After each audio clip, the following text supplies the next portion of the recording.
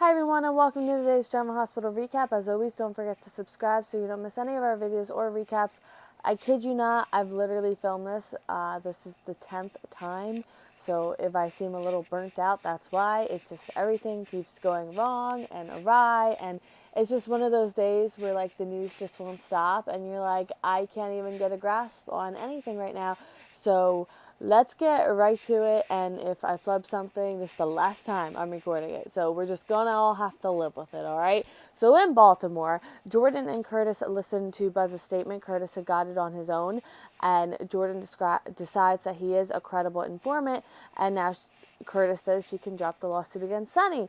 So she's pretty impressed with Curtis, and says this should clear up, but the new DA really wants Sonny. She suggests having Buzz meet with the new DA himself so that she, can talk to him, and then maybe that would convince her. And Curtis isn't quite so sure he's okay with that. They're waiting for his truck to be repaired. It had died, something about an alternator or whatever. I don't know. And they have nothing to do but hang out. And I was like, well, this is going to go well. She has work to do on cases, and he's going to go do his thing, but I don't know what that is. Turns out it's getting food. So he got food from this no-name place that they both really liked when they were in the Baltimore Police Department. And he got her favorite, Western fries and Arnold Palmer and a sandwich, a fish sandwich. I can't talk. And they're going to eat together. So all this is reminding her of old times when they were in sync, and they get nostalgic and talk about fish sandwiches and what kind of fish and whitefish, snapper, catfish. I don't know, but it was very interesting. And he wants to play poker, and she's in. At Sonny's, Michael brings over dinner. As much as Sonny wants to beat the case against him, he still misses Morgan, and he knows that's not going to make that go away. Carly comes over too. She's back from Australia. She got them both Australia flag towels, and she had picked up one for Morgan, and it wasn't until she got the register that she realized, but she didn't have the heart to put it back, so they have an extra one. And Jocelyn is at her office. She's not quite okay with Sonny yet, and Michael wants to talk with her, and he thinks that maybe he can change her mind. And Carly's like, I just spent the last 20 hours trying to change her mind. And Michael's like, hey, I'm Michael. And I was like, you are Michael. Get it, Michael. So Sonny asks what, about them, him and Carly. What's going to go on with them now? So Carly tells him that Jax had to convince Jocelyn to even get on the plane to come back home, and Carly had to promise that that Jocelyn didn't have to live with Sonny. And regarding Carly, even though she wants to be with Sonny, she's going to be with her daughter at her house. She wants to believe that it'll be a fresh start after the trial's over and Sonny's cleared, but she worries about the day when he finds out who's behind Morgan's death. What happens then? He knows he'll be furious, but he learned a hard lesson about retaliation, and I was like, well, that's good. Always good to learn stuff, right? They're reconciling, but she has to go check on Jocelyn, and they hate to say goodbye, but hold on to that because they don't quite say goodbye yet. At the floating rib, Elizabeth and Jason talk about Jake. It was a special day at school, Daddy and Donuts Day, something like that. And he can tell she's preoccupied. She has Franco's phone, but it's super busted. Kiki shows up. Elizabeth turns out is meeting with her, and Kiki asks Jason if he's here to help with Franco. And I was like, oh, sweetie. So Elizabeth's like, no. And by the way, I got this. Sam can fill you in, and Jason leaves. Kiki hasn't heard from Franco either. And okay, so Elizabeth asked to meet with Kiki. That's what's going on right now. It turns out the police have a warrant for Franco's arrest, and they're charging him with Tom Baker's murder.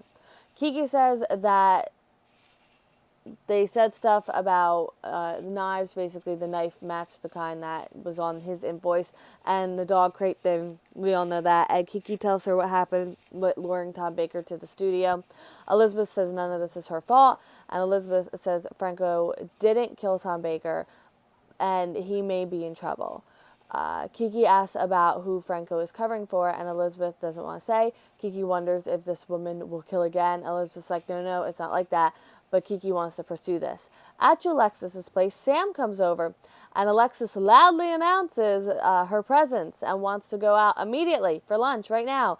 But Sam ain't, and then Julian comes downstairs. Oh no, very much oh no. How did you not hear Alexis go, Sam's here? Like, seriously, I don't want to scream because I'm mic'd up, but seriously.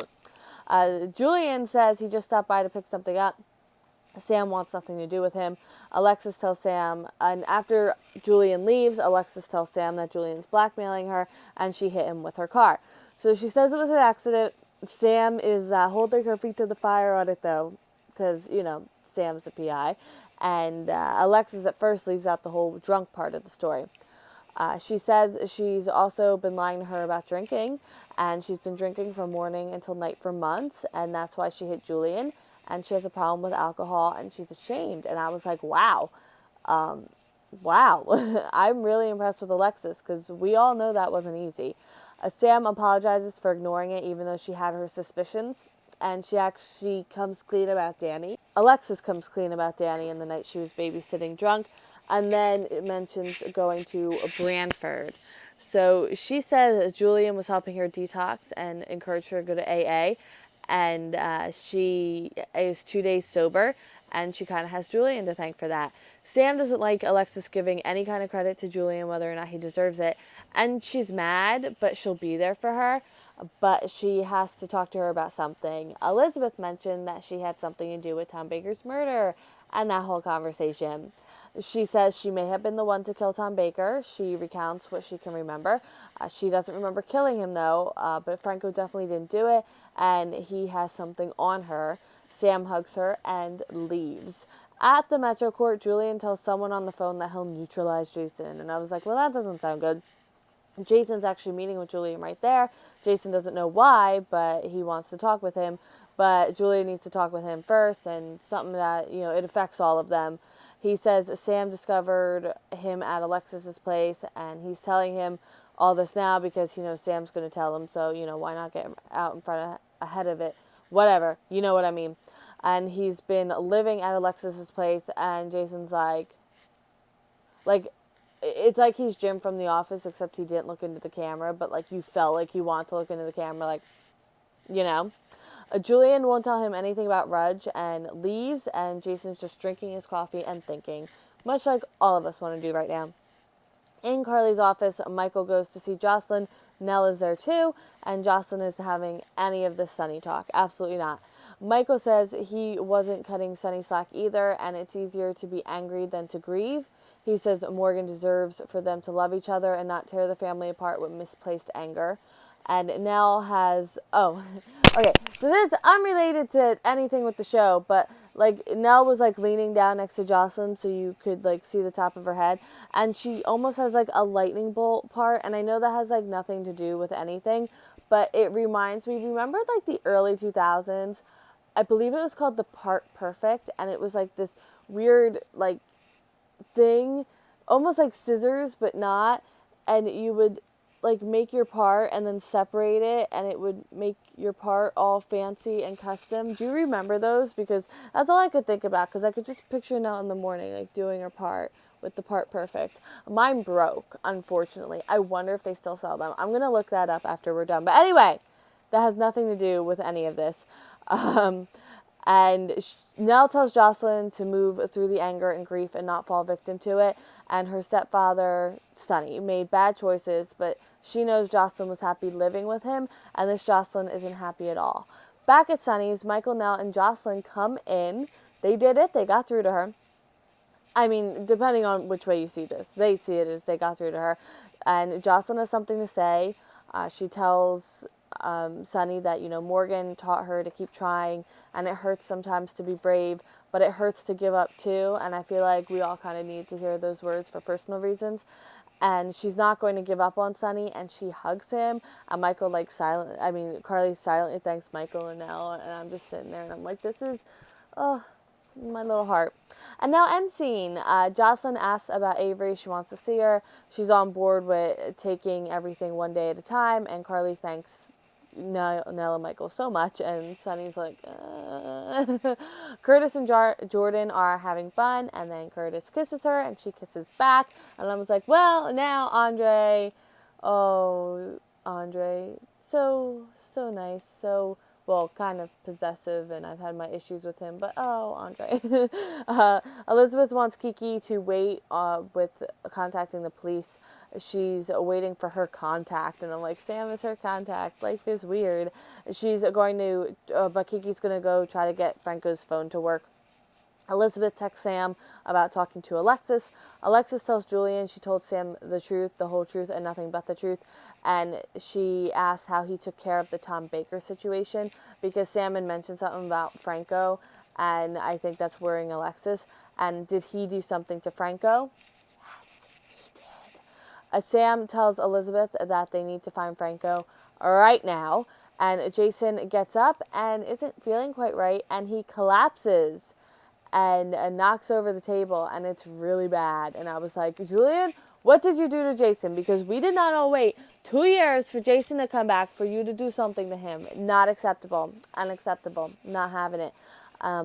Thank you for watching today's General Hospital recap. I did give my mom the point yesterday, well, for last week, and we are still pretty, oh my goodness, empty for the Guess the Date game for the end of January. I can show it to you. There's hardly anything, if anything. I don't believe there's anything.